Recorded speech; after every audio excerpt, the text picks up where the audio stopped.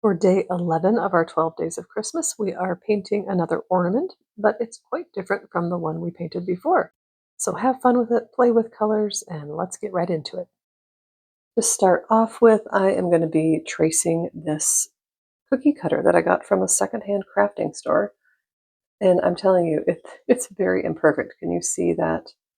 It's going to be crooked. It's not going to be perfect. So don't worry about it. If you don't have a cookie cutter and are freehanding it, I am horrible at freehanding this. That's why I'm just using this as my guide. You can see it got wonky here. It's going to be okay. Now, I'm sitting here telling you it doesn't have to be perfect, and then I'm going to bring a ruler in, only because I want the lines to be straight enough for this so it will actually look decent. And I'm not really super good at making straight lines anyway. You might have to connect some of these lines, depending on your cookie cutter. And I'm just going to match up the point of the star with this little thing here, and I'm going to do that on all of these. So just drawing my line down like that. I even got off a little bit. That's okay. We'll speed you through this because I'm doing that with every single one. And look, I'm going to tell you, this is the only little thing that actually has a point. The rest of them are rounded. So I'm just going to guess. I'm going to just kind of maybe start here and then get it to about the middle-ish of that little curvy thing. And just keep going from there. And there we have it. I am leaving my pencil lines in. You can lighten yours if you want. It's not going to make a difference later for me because I'm going to be using a pen to finish everything off. I'm just going to erase this little line that's above our star. And let's get into the paint. I am starting with a very diluted Prussian blue. You can use whatever colors you would like. I'm using just one color for this whole star. It's just this first layer is going to be very diluted. And then the second layer is going to be very saturated so that we have a nice contrast. So whichever colors you use, just make sure that you do that. Just dilute the first one and then make the next one have less water in it. I'll walk you through that when we get to that point.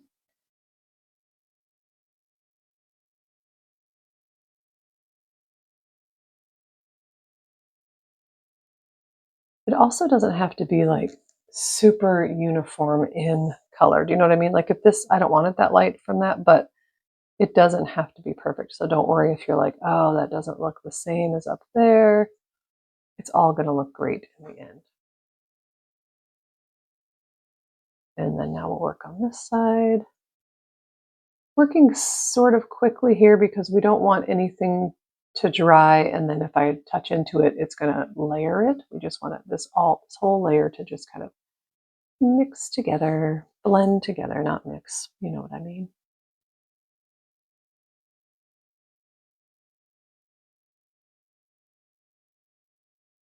Because like if this was dry right now, it would be leaving like a harsh line. So we're just letting it kind of work together here. And I'm doing all of this in real time.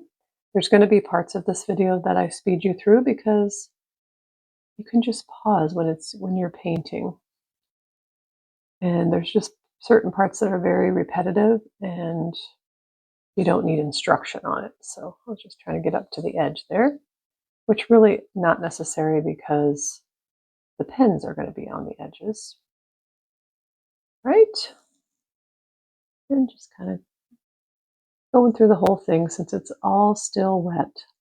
Just kind of moving the color around. Okay, now we're going to let this dry. And now that that's dry, we can move on to our second coat. Now I'm going to switch to a size 2. I was using a size 6 for this since I'm filling in a nice big area. But this is nice and small, so I can really just get up on the edges and into the corners. You can do it with a size 6 too. I just kind of like to switch it up. So I am going into that same Prussian blue, and I don't have any additional water on my brush. Let me just show you. So I've got water in the color itself. Over here was my really watered down. Let me show you what I did for that. I had my brush really wet, and then I would come over here and just kind of take that. That was my first coat. Okay. Now I'm going to rinse my brush off and I'm going to dry it on my paper towel, and then I'm going to come in here and just grab some color. So it's going to be nice and saturated. And then what I'm going to do is paint the right side of each of these little points. I'm going to try to be precise. I'm going to do this first one at least in real time just to show you how slowly I move. I don't know if I can talk and do it at the same time because I'm concentrating. And then we're going to come down here. And I want to point out there's little bits of paint here and there sticking outside the lines. It is okay. I'm telling you, don't be a perfectionist. We're just having fun. This one is actually really relaxing to me because it's just kind of nice and repetitive. You don't have to think a ton. You got to concentrate a little bit, be a little bit careful, but not fretting, you know? Okay, so there's the first one. Now, I don't normally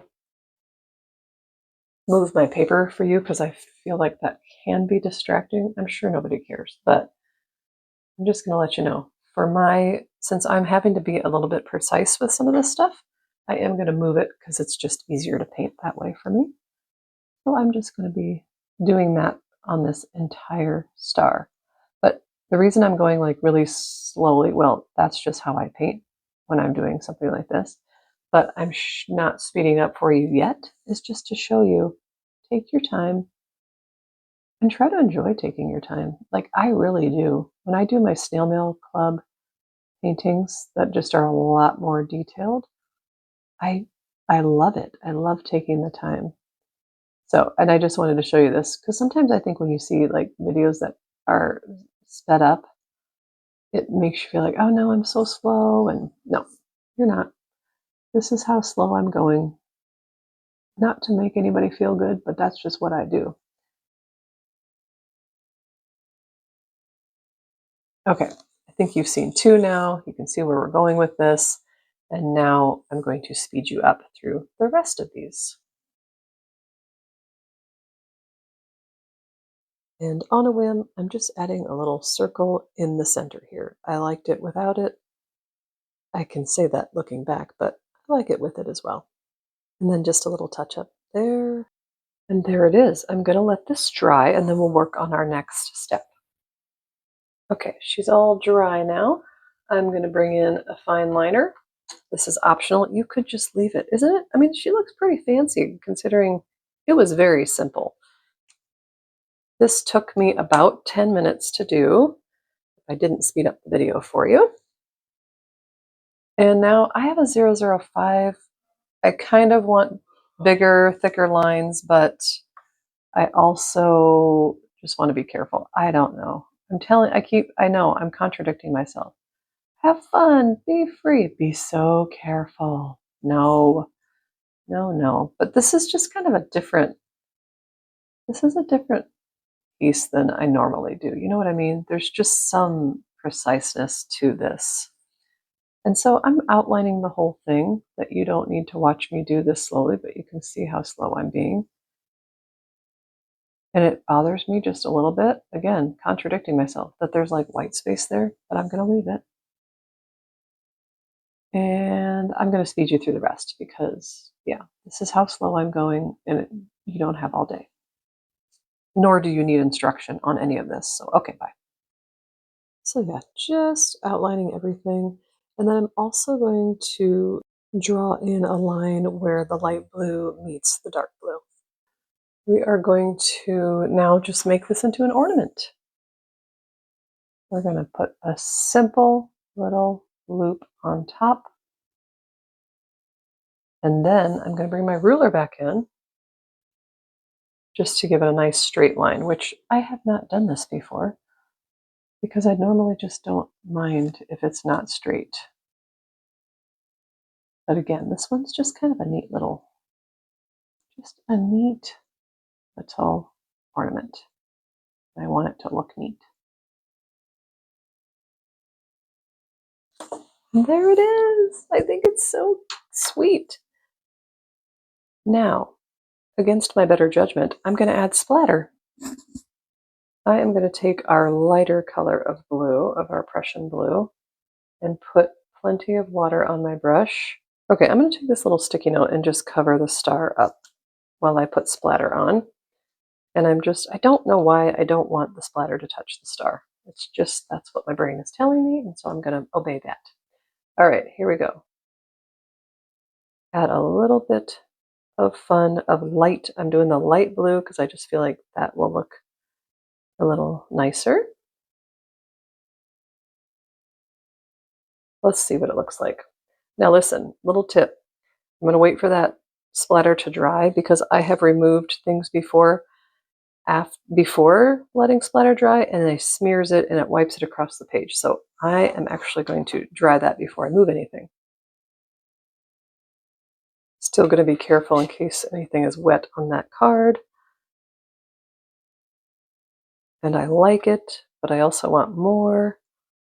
And so more I shall have.